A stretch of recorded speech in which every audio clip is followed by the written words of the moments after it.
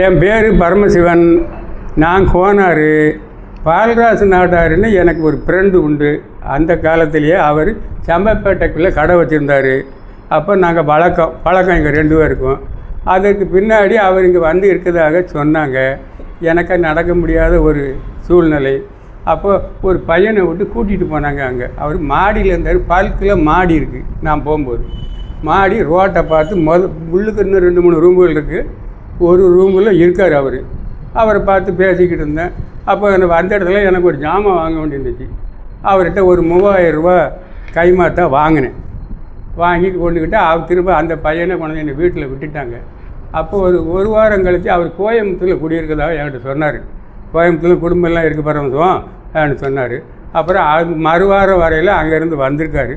வந்தோடனே நீ எங்கே இருக்கேன்னு கேட்டார். நான் என் காம்ப்ளெக்ஸில் இருக்கேன் ராசா அப்படின்னு சொன்னேன். அவர் வாங்க இப்போ வந்து என்னை பார்த்து போங்களேன். இல்லை நான் வாரம் உள்ள பார்க்கத்தான் வந்தேன் அப்படின்னாரு. அங்கே வந்திருக்கும்போது ஒரு 1500 கையிலேருந்து கொடுத்துட்டேன். மீதி 1500 கொடுக்கணும். என்னால் இப்போ நடக்க முடியாத சூழ்நிலை. வயசு 84 ஆச்சு. நான் எந்திரிக்கவே முடியாது. இருந்தாலும் அதை கொடுத்துட்டு சாகணுமேனு நினைக்கேன். அதுக்கு அவரை தேடி அலைகிறேன். கிடைக்க மாட்டேங்காரு. பல்கெல்லாம் விசாரித்தேன், முடியலை. இப்போ எப்படியாவது அவர் ஒப்படைக்கணும். அவர் இல்லாட்டாலும் அவர் பிள்ளைகளை 4 பேரை வச்சு தெரிஞ்சு கொடுக்கணும். நான் தான் என் பிள்ளைன்னு ஒரு வந்து பணத்தை வாங்கிடக்கூடாது. எனக்கு அந்த நம்பிக்கை நினைக்கிறேன் ராசா.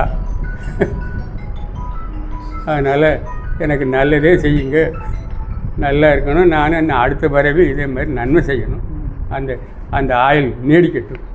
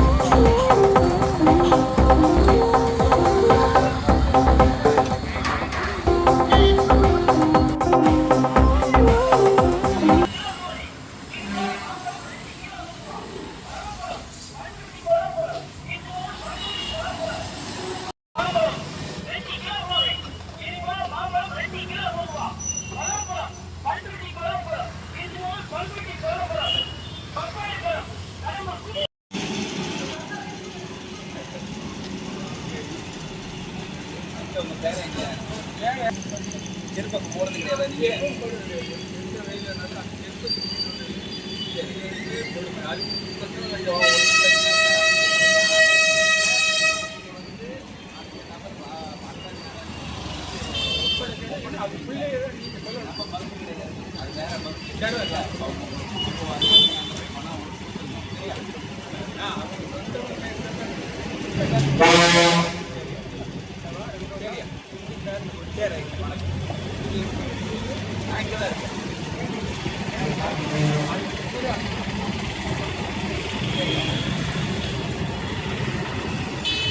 இவர் அப்போ உங்கள் பைக்கில் கூட்டிக்கிறீங்களா?